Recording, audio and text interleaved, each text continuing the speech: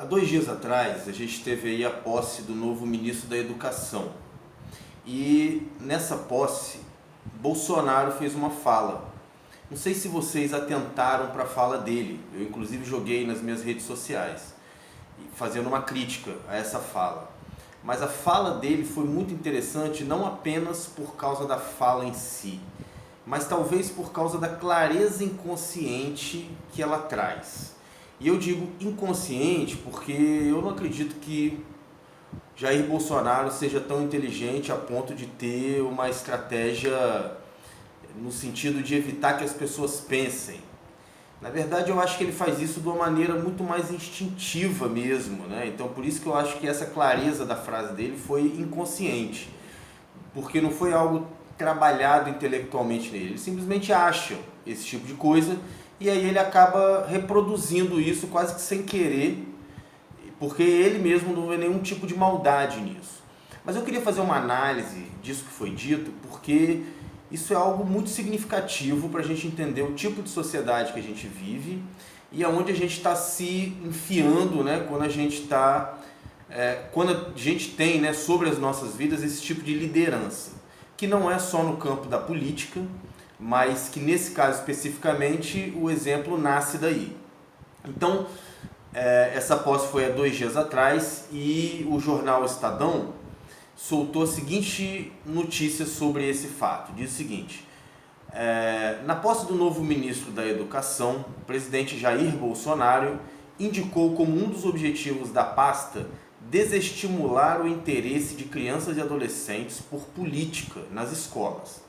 Abre aspas, as palavras aqui do Jair Bolsonaro.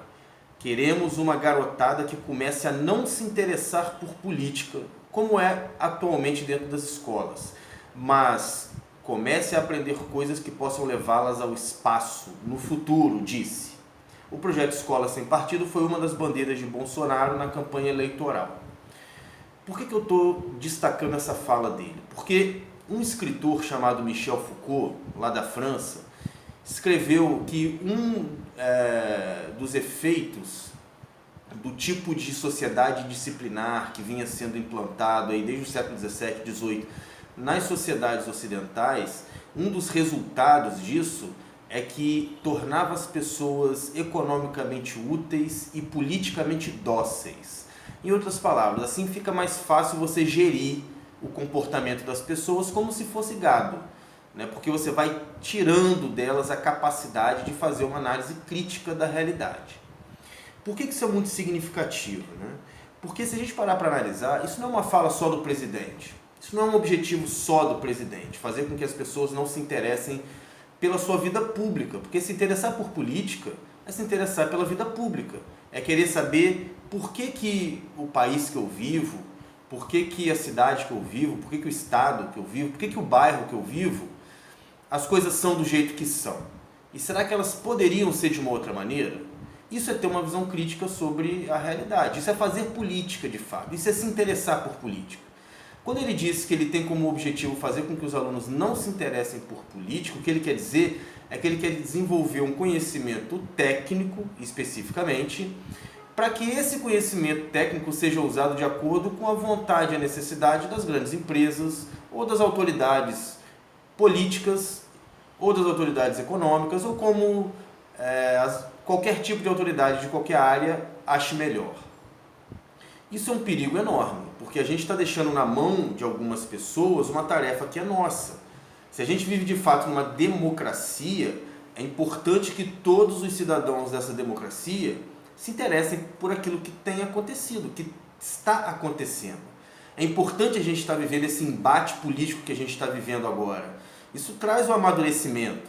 Então, óbvio que a gente vai ter radicalismos para os dois lados. No entanto, é importante que exista esse debate. É importante que as pessoas se interessem por política, sim. Porque senão, o lado oposto é a gente se tornar aquilo que Michel Foucault falou. Economicamente útil e politicamente dócil. Ou seja, fácil de ser gerenciado, fácil de ser adestrado.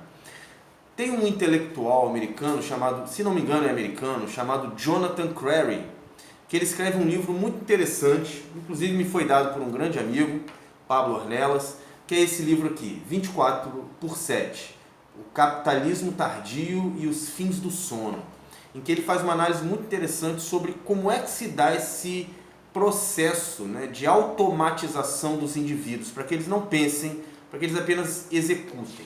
E aí ele faz algumas análises muito interessantes relativas a experiências que vêm sendo feitas para, de fato, transformar as pessoas em autômatas. E aí eu anotei alguns pontos interessantes aqui. Ele diz o seguinte: um estudo sobre o pardal da coroa branca, que é um tipo de pássaro que faz uma migração muito longa lá nos Estados Unidos, né, na América do Norte. Esse pardal ele fica até 7 dias sem dormir, fazendo esse longo trajeto, né? E aí o tempo que ele não está voando, ele está em busca de alimento, ou seja, ele não para 1 minuto sequer até que ele atinja o seu objetivo. Então isso dá no máximo uns 7 dias. Ele fica 7 dias acordado, em vigília. E aí o objetivo de um grupo da inteligência, junto com as Forças Armadas Americanas, começa a fazer experiências para estudar esses pássaros, para entender como é que eles podem aplicar isso aos soldados americanos, né? Porque o interesse deles é que, quando tiver necessidade de cumprir algum tipo de missão, por exemplo, que essa missão, que esses soldados fiquem indefinidamente acordados, o tempo indefinido, né? Por tempo indefinido, para que eles possam cumprir aquela missão deles. No entanto, a gente sabe que, e a história mostra isso pra gente, que todos os experimentos que são feitos militarmente, eles têm como objetivo chegar num âmbito público, né? Ou seja, ele tem o objetivo de chegar até nós, até o cidadão comum. E isso chegou até nós através das drogas da inteligência, como modafinil e outras drogas mais, que ajudam as pessoas a ficarem horas a fio acordadas e focadas naquilo que elas querem. Inclusive são chamadas de drogas da inteligência porque muitos jovens já utilizam, principalmente lá no Vale do Silício, né, onde a competitividade intelectual é muito grande. Então já inventaram esse tipo de droga que mantém as pessoas acordadas por muito tempo e focadas em algum tipo de trabalho, geralmente um trabalho repetitivo.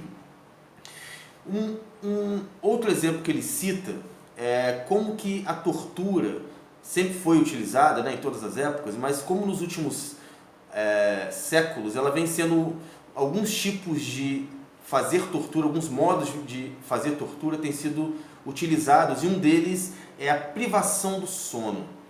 Ou seja, o objetivo é fazer o sujeito ficar tanto tempo acordado que ele não pense direito mais, né? Que ele não tenha mais como desenvolver um senso crítico, que ele fique completamente passivo diante da realidade.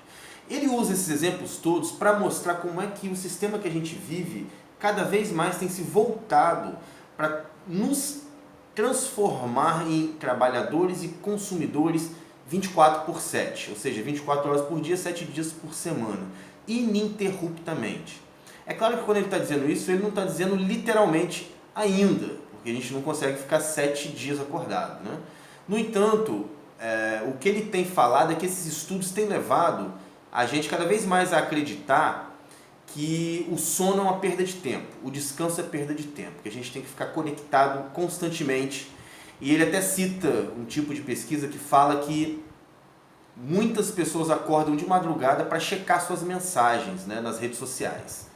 Isso mostra, de fato, que nós estamos nos tornando autômatos, indivíduos que apenas executam, realizam e mais, acabam defendendo a ideologia que os oprime, justamente para facilitar o raciocínio, né? Ué, se quem está lá em cima está dizendo isso, vamos aceitar, ele chegou lá, ele teve por que chegar lá. No entanto, isso tem um preço muito alto, que é nos transformar em seres não críticos. No final das contas, a gente vai acabar virando um indivíduo autômato, aquele que apenas realiza o que tem para realizar. E para fechar essa minha reflexão, queria fechar com um texto em que Jesus, muito interessantemente, falando com os seus discípulos, ele dá a seguinte instrução. Ele chega num certo momento em que os discípulos estão discutindo para saber quem era o mais importante no reino dos céus, ou seja, quem era mais importante naquele movimento que Jesus estava gerando ali na Palestina, de 2000 anos atrás. Jesus olha para eles e diz, vocês estão reproduzindo um modelo mundano que já existe, um modelo de dominação. Nesse modelo de dominação, as autoridades e os chefes mandam naqueles que estão abaixo deles, massacram, pisam e ainda são chamados de benfeitores. Ou seja, os escravos defendem a ideologia daquele que os escraviza. Mas ele diz, entre vocês não será assim. Entre vocês, o maior seja como o menor. E aquele que é a autoridade, sirva aqueles que não são autoridades. Então ele estabelece uma outra perspectiva, ele inverte completamente a maneira como a gente interpreta a realidade e as coisas. A minha sugestão é que você reflita sobre isso que foi dito, analise criticamente em relação às suas escolhas, em relação à sua vida, em relação às suas interpretações. Se você achar que essa reflexão te ajudou, serviu para alguma coisa, passa esse vídeo para alguém que pode ajudar alguém também. Se inscreve no canal, aciona o sino para receber as notificações e daqui a pouco eu volto com outras sementes de reflexão.